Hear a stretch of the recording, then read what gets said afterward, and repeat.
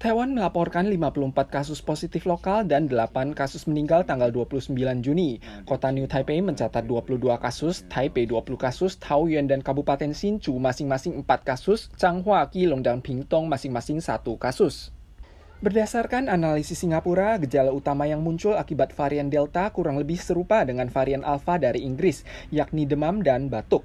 Daya lindung vaksin terhadap kedua jenis virus juga hampir sama, namun yang patut diperhatikan adalah tingkat penularan varian Delta lebih tinggi dibandingkan varian Alpha. Delta 病毒株确实它的传播力是会有比英国病毒株还有更高的一个传播的能力。 Dewasa ini jumlah kasus lokal menurun, warga mulai merasa jenuh, pengunjung mal dan area wisata mulai meningkat.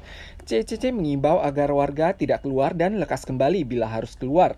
Meski tetap memakai masker, peningkatan arus mobilitas juga merupakan suatu resiko terselubung.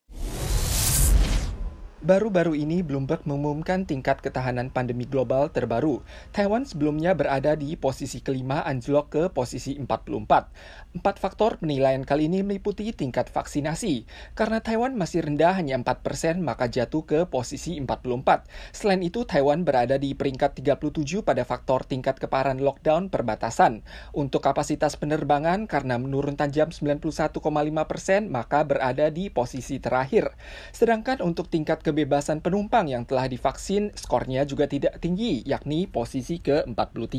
那我相信这些指标都是足以提供我们对于疫情或是我们对于防疫的措施跟计划，我们都会有一些检讨跟改进。 Ada legislator yang merasa pemerintah seharusnya segera membenah diri dan bersikap lebih proaktif untuk mendongkrak tingkat vaksinasi hingga 70%.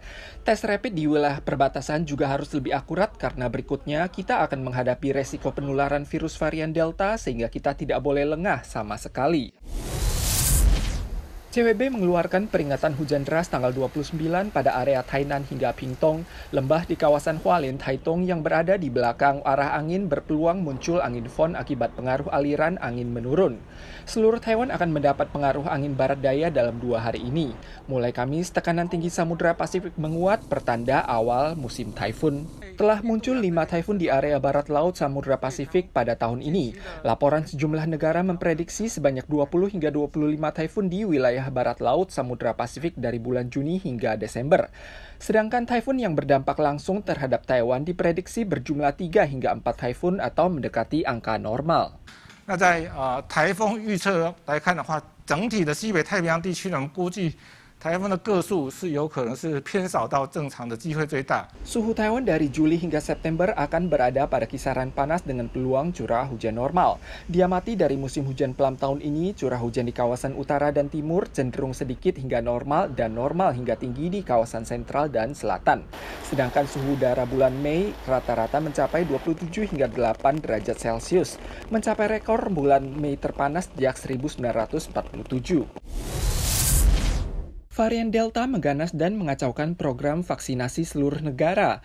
Misalnya Inggris, hampir seluruh kasus positif di sana saat ini disebabkan oleh varian Delta. Tingkat penularan varian Delta lebih tinggi 40 hingga 60% dibandingkan tipe sebelumnya.